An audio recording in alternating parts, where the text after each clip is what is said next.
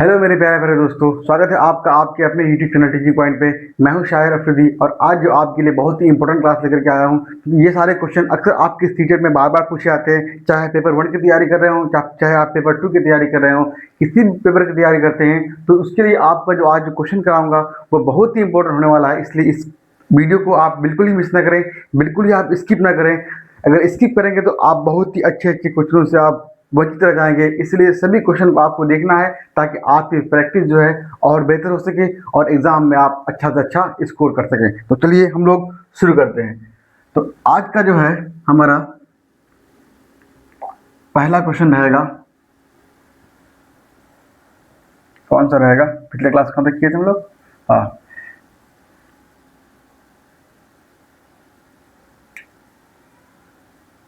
चलिए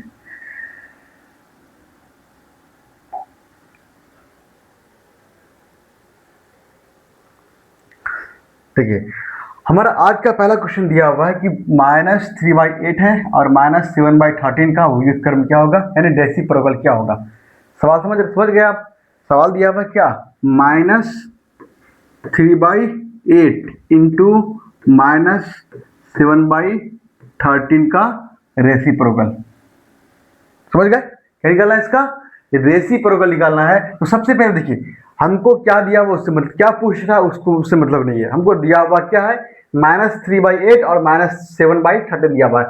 बीच में क्या मल्टीप्लाई है तो मल्टीप्लाई करेंगे। तो 7 21, 13 गुना 8 104 हो जाएगा। अब देखिए यहाँ पे किसका होगा, यहाँ भी माइनस का, यहाँ भी माइनस का। आप पढ़े होंगे कि माइनस इंटू माइनस क्या होता है, प्लस होता है, जानते हैं ना। माइनस गुना प्लस, प्लस सॉरी, माइनस गुना प्लस माइनस होता है, प्लस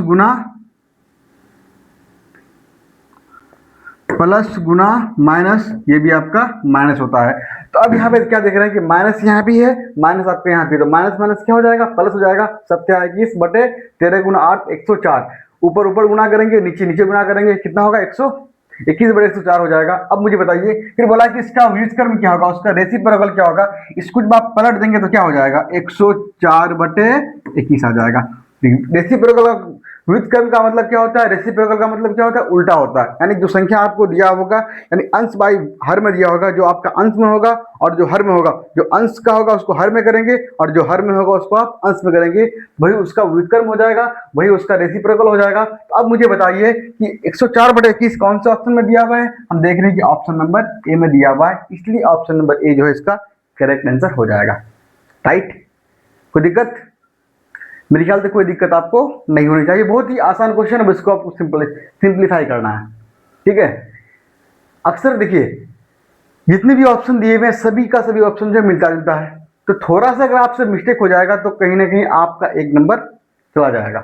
इसलिए थोड़ा ध्यान से, थोड़ा पेशेंस से, कि माइनस माइनस प्लस कर रहे हैं कि माइनस माइनस माइनस कर रहे हैं। हो सकता है कि माइनस यहाँ भी माइनस देखिए, यहाँ भी माइनस देखिए, आप -21 बटे 104 कर दिए, रेसिप्रोकल कर दिए कि 104 बटे 21 होगा, माइनस में हो जाएगा, ऑप्शन आप भी कर देंगे आप, तब भी गलत हो जाएगा। तो आपको ध्यान में रख करके थोड़ा पेशेंस से इन सवालों को हल करना है। जब भी आप देखें कि कोई भी सवाल को सिंप्लीफाई करना होगा, उसमें आप माइनस प्लस का थोड़ा झोल देख रहे हैं, उसको थोड़ा बारीकी से माइनस और प्लस को थोड़ा हल करेंगे। ठीक, चलिए आगे बढ़ते हैं। अगला क्वेश्चन देखिए, ये क्वेश्चन बहुत इजी है।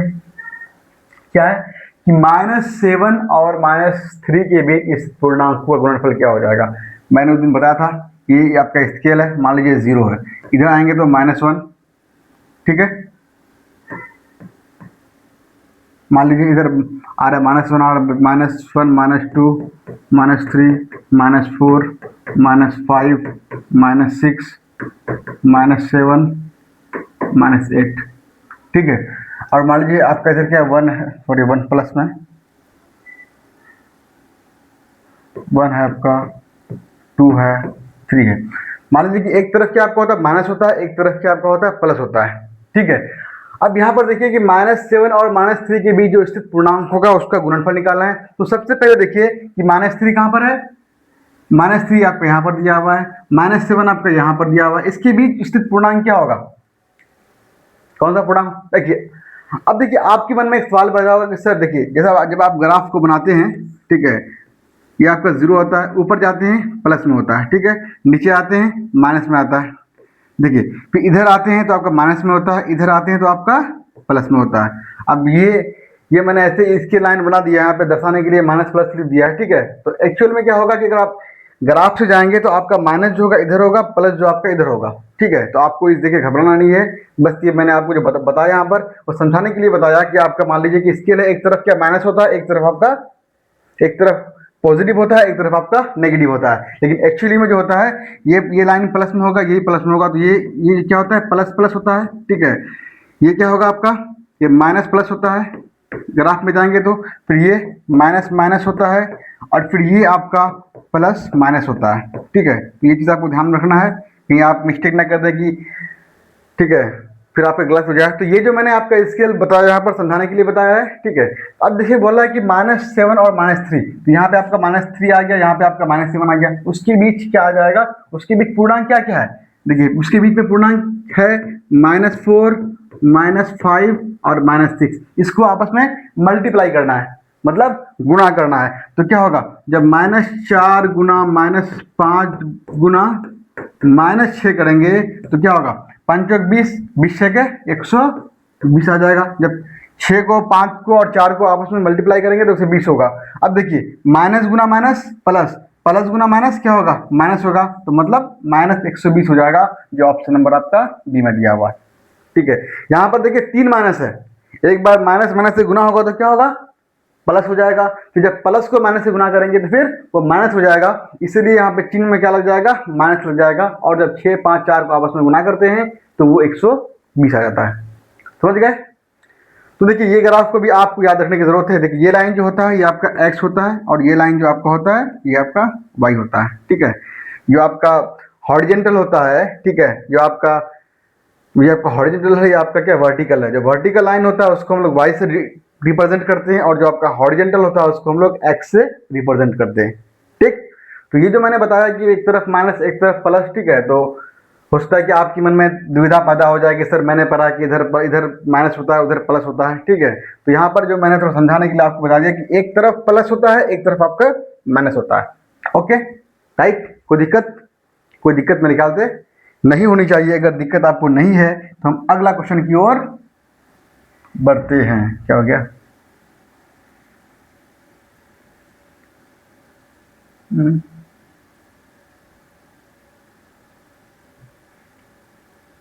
क्या हो गया,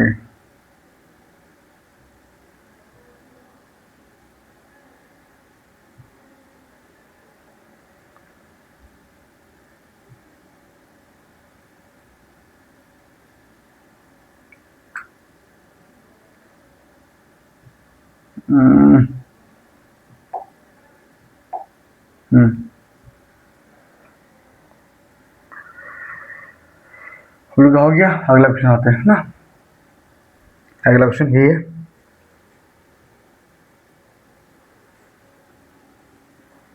चलिए देखिए इस क्वेश्चन को। एक क्वेश्चन आपका है कि यदि एक n प्राकृतिक संख्या है तो दिया हुआ है। देखिए n कोई एक प्राकृतिक संख्या है और जानते हैं कि जो नेचुरल नंबर होता है, प्राकृतिक संख्या होता है, वो शुरू कहाँ से होता है, 1 से होता है। 1, 2, 3, 4 सबसे छोटी प्राकृतिक संख्या 1 होता है। अब आगे बढ़ते जाएंगे, जितनी भी सारी गिनती की संख्या होगा वो सभी का सभी प्राकृतिक संख्या होगा। तो अब दिया हुआ कि n एक प्राकृतिक संख्या है और आपका दिया हुआ है कि यहाँ क्या 9 के पावर 2n माइनस 4 के पावर आपका 2n हमेशा किससे विभाजित होगा। यानी बोल रहा है कि ये संख्या जो है, ये जो आपको दिया हुआ है 9 के पावर 2n माइनस 4 के पावर आपका 2n, ये संख्या कौन सी संख्या से डिवाइड होगा। अब देखिए फिर दिया हुआ कि n क्या है, यहाँ पर यहाँ जो n देख रहे हैं पावर में, तो पहले ही कह दिया n एक कोई प्राकृतिक संख्या है। हम एक काम करते हैं, n का मान क्या रखते हैं, मान लीजिए 1 रख रहे हैं, ठीक है, छोटी संख्या रखिए ताकि फिर जो आपका स्क्वायर पावर जो हो जाएगा, अगर बड़ा पावर होगा तो फिर हमको गुना करने में थोड़ा दिक्कत होगा, समस्याओं का सामना करना पड़ेगा। इसलिए यहाँ भी हम करते हैं कि n का मान 1 रखते हैं, क्योंकि सबसे छोटी प्राकृतिक संख्या कितनी होती है, 1 होती है। अब देखिए यहाँ पर, देखिए बार बार जो है ना हमको ये माइक को देखना पड़ता है, ठीक है। ये यहाँ जो आपका बल्ब है वो जल रहा है कि नहीं जल रहा है, नहीं तो होता ये है कि वीडियो शूट करने के बाद फिर मालूम लास्ट मालूम चलता है कि आपका वीडियो रिकॉर्ड मतलब वीडियो में आपका वॉइस नहीं आ रहा है, ठीक है, इसलिए हम बार बार जो देख रहे हैं यहाँ पर वो माइक की ओर देख रहे हैं, ताकि हम बिल्कुल संतुष्ट हो जाएं कि नहीं, हाँ मेरा वॉइस जो है वो बिल्कुल ही रिकॉर्ड हो रहा है। अब देखिए यहाँ पर n का मान मैंने यहाँ पे कितना रखा, 1 रखा। अब देखिए जब 9 है कि पावर 2n है, 2 इंटू एन की जगह कितना होगा, 1 होगा, -4 इंटू 2 इंटू एन की जगह 1 हो जाएगा। अब देखिए तो 9 के पावर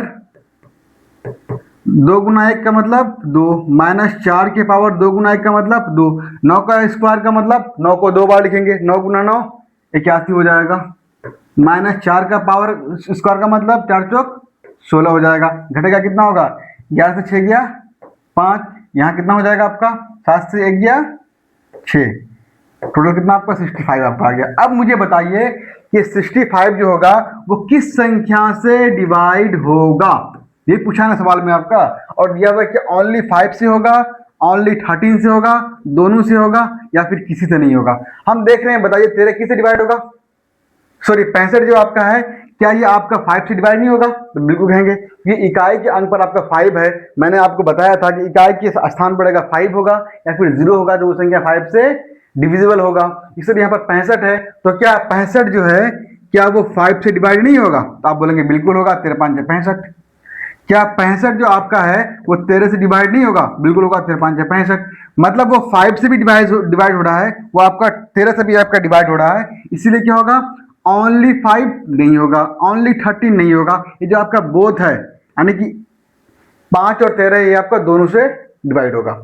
मतलब ये कि अगर जो आपका संख्या n के पावर 2n और 4 की पावर 2n दिया हुआ है उस पे, और n जो कोई एक नेचुरल नंबर है, n का मान चाहे कुछ भी रखेंगे, 1 2 3 4 5 कुछ भी रखेंगे, तो वो पूरा का पूरा संख्या जो होगा वो हमेशा 5 और 13 से डिवाइड तो होगा ही। समझ गए, कोई दिक्कत, बहुत ही आसान क्वेश्चन है, ठीक है, तो आपको थोड़ा सा समझना था। और यहाँ ध्यान रखिए कि n का मान जो है कम से कम थोड़ी से थोड़ी रखना है, ताकि आपको हल करने में आसानी हो। ऐसा ना हो कि n का मान आप 5 रख दिए या 6 रख दिएगा, 6 रखेंगे 6 दूनी 12, 9 के पावर 12 कितना हो जाएगा, आप 9 को 12 बार लिखिए, फिर सबको गुना कीजिए, तो उसी में आपका टाइम वेस्ट हो जाएगा। जब बोल दिया कि प्राकृतिक संख्या है, तो प्राकृतिक संख्या तो आपको 1 से भी शुरू होता है, तो हम 1 को रख करके वहाँ पे हम देख लें, ठीक। चलिए अगला क्वेश्चन देखते हैं। देखिए ये क्वेश्चन फिर से आपका रिपीट हो गया है। देखिए ये किस तरह क्वेश्चन क्या है कि बार बार आपके एग्जाम में आते हैं, इसलिए क्वेश्चन बार बार रिपीट भी हो रहे हैं, ठीक है। क्वेश्चन है कि 1 से 50 के बीच कितनी आवाज संख्या होता है, इसको बनाने की जरूरत नहीं है, बार बार कितने होते हैं, 15 होते हैं, ये मैंने आपको पहले बता दिया है।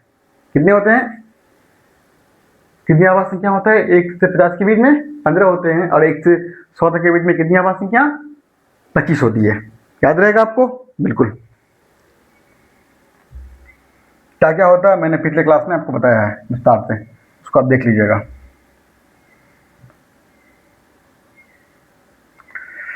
चलिए अगला क्वेश्चन है कि निम्नलिखित में कौन सी संख्या परिमेय संख्या नहीं है।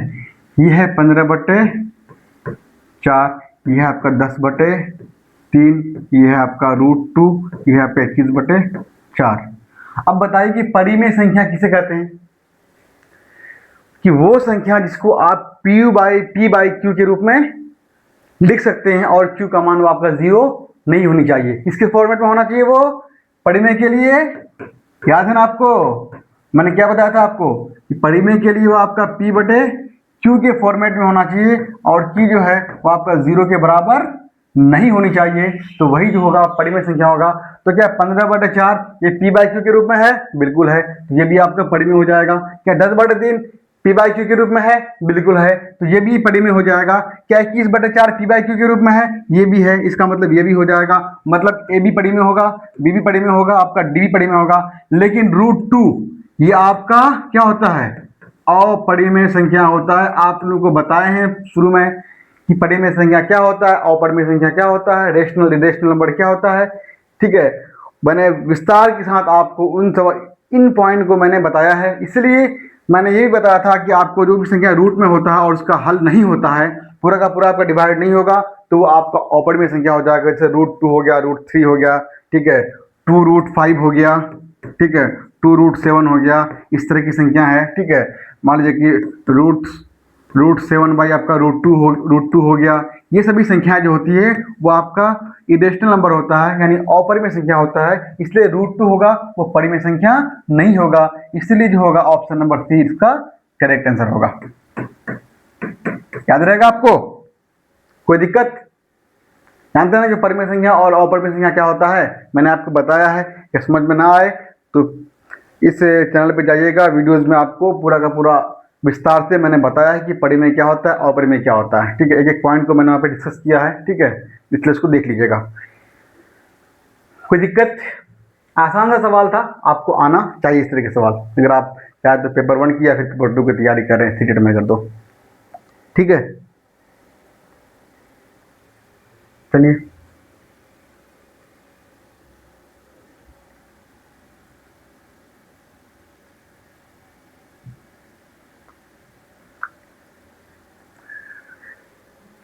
अब आप मुझे बताइए, क्या ये सारे सवाल जो है जो मैं पढ़ा रहा हूँ आपको अभी, क्या आपको क्लियरली समझ में आ रहा है कि नहीं आ रहा है? ये और ये बताइए कि ये जो जितने भी सवाल हैं, क्या आपको लगता है कि इस तरह के सवाल आपके स्टेट में आते हैं? तो बिल्कुल आते हैं। अगर आप चाहें तो जितने ये PYQs है, अगर आपके पास बुक होगा तो उनको भी उठा के आप देख लीजिएगा, ठीक है। और वहाँ से भी आप अंदाज़ा लगा सकते हैं कि जितने भी सवाल हैं सारे के सारे PYQs हैं, सारे के सारे प्रीवियस ईयर्स एग्जाम में पूछे गए हैं। तो इसलिए आपको इन सवालों को देख करके जाना बहुत ज़रूरी है। जब इन सवालों को आप देख लेते हैं तो आप कहीं ना कहीं एग्ज़ाम सिलेक्शन के करीब पहुँच जाते हैं, ठीक है। वहाँ से आपका जो होता है सिलेबस, PYQs देखने से होता है कि आपका सिलेबस भी आपका कवर हो जाएगा, उसके अलावा आपकी तैयारी भी अच्छी हो जाएगी। क्योंकि कहीं ना कहीं सीटेट जो सवाल पूछता है इन्हीं चैप्टर से पूछता है, इन्हीं टॉपिक से बार बार सवाल पूछता है। तो जब आप तैयारी कर रहे होंगे, कोई भी प्रैक्टिस कर रहे होंगे, तो आपको आइडिया हो जाएगा कि इस तरह के सवाल एग्जाम में आते हैं कि नहीं आते हैं। अगर कोई फालतू का प्रैक्टिस कर रहे हैं तो आप वहीं पर उसको स्किप कर देंगे, और जो सही लाइन है, सही स्ट्रेटेजी है, उसकी ओर आप आगे बढ़ जाएंगे। इसलिए ये सवाल आपके लिए बहुत ही ज़्यादा महत्वपूर्ण है, बहुत ही ज़्यादा इम्पोर्टेंट है, इसलिए इन सवालों को आपको हर हालत में देख करके जाना है। चलिए अगला सवाल है कि दो पूर्ण संख्याओं का गुणनफल 21 है, उन संख्याओं का न्यूनतम संभव योग क्या होगा? देखिए यहाँ पे है 24, कितना आपका है? 24 है। गुणनफल 24 है दो संख्याओं का, कितनी? दो पूर्ण संख्याओं का। पूर्ण संख्या किससे शुरू होता है बताइए? आपको 0 से शुरू होता है, ठीक है। तो 0 को जब की संख्या से गुना करेंगे तो आपको 24 तो आएगा नहीं, इसका मतलब 1 से करेंगे। 1 को जब आप 24 से मल्टीप्लाई करेंगे तो 24 आ जाएगा। जब 2 को आप 12 से गुना करेंगे तो 24 आ जाएगा। जब 3 को आप 8 से गुना करेंगे तो भी आपका 24 आ जाएगा। जब 4 को आप 6 से गुना करेंगे तो भी आपका 24 आ जाएगा। आ गया? जब मेरे पास कोई पूर्ण संख्या दिया हुआ नहीं है तो 24 कैसे, कितने तरीकों से आ सकता है? हम देख रहे हैं कि 24 आपका 4 तरीकों से आपका 24 आ सकता है, इसके अलावा कोई भी और पॉसिबल है? नहीं है। तो बोला कि इन संख्याओं का न्यूनतम संभव योग क्या होगा? अब देखिए कौन संख्या? ये संख्या। जिस संख्या को आपने मल्टीप्लाई करके 24 लेके आया है, तो जो दो संख्याएं हैं, ये जो दो आपका संख्या है, यहाँ भी आपका दो संख्या है, जिसको गुना करके आपने 24 ले आया, उनका योग पहले निकालना आपको। योग मतलब जोड़। 24 को 1 से जोड़ेंगे कितना होगा आपका? 25 हो जाएगा। 12 को 2 से जोड़ेंगे 14 आ जाएगा।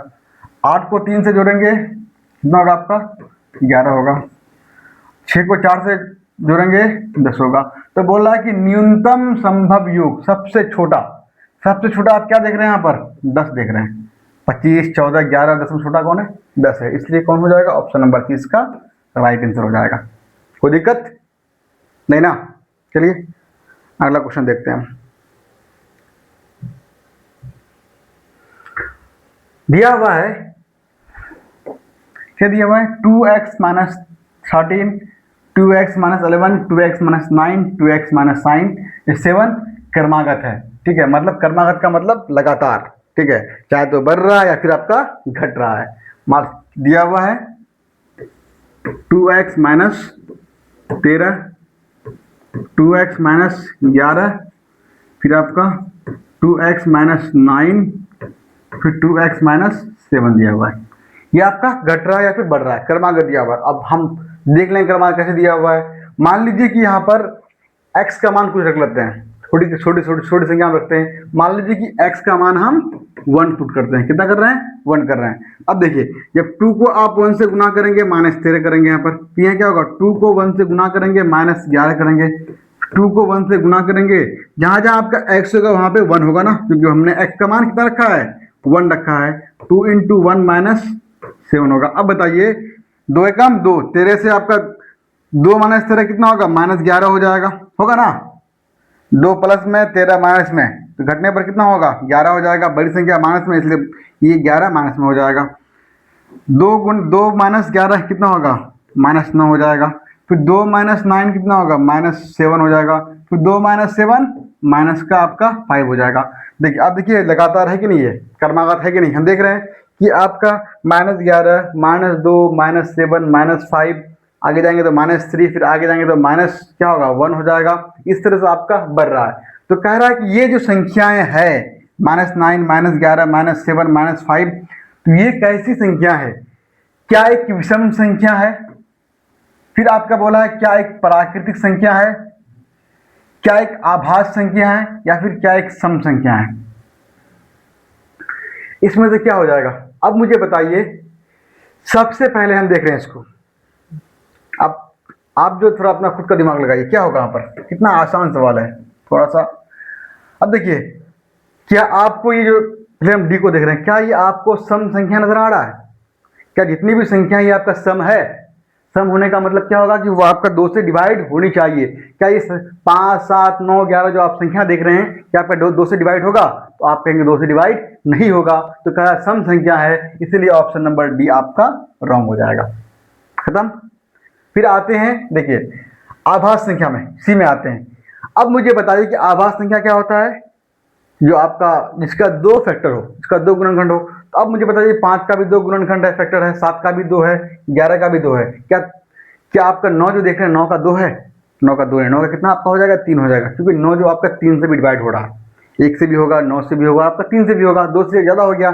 इसीलिए आपका तो 5 7 11 तो आपका आभास संख्या है, लेकिन 9 आपका आभास संख्या नहीं है, इसलिए ऑप्शन नंबर 3 भी आपका रॉन्ग हो जाएगा। अब देखिए क्या आपका प्राकृतिक संख्या है? आप जानते हैं कि प्राकृतिक संख्या शुरू कहां से होता है, 1 से होता है। 1 2 3 4 ये आपका प्राकृतिक संख्या है, ठीक है। माइनस में जो होता है वो प्राकृतिक संख्या आपका नहीं होता है। तो गिनती की संख्याओं को 1 2 3 जो होता है वो प्राकृतिक संख्या है, लेकिन ये सभी की सभी संख्या माइनस में दिया हुआ है। तो क्या ये सभी संख्या प्राकृतिक संख्या है?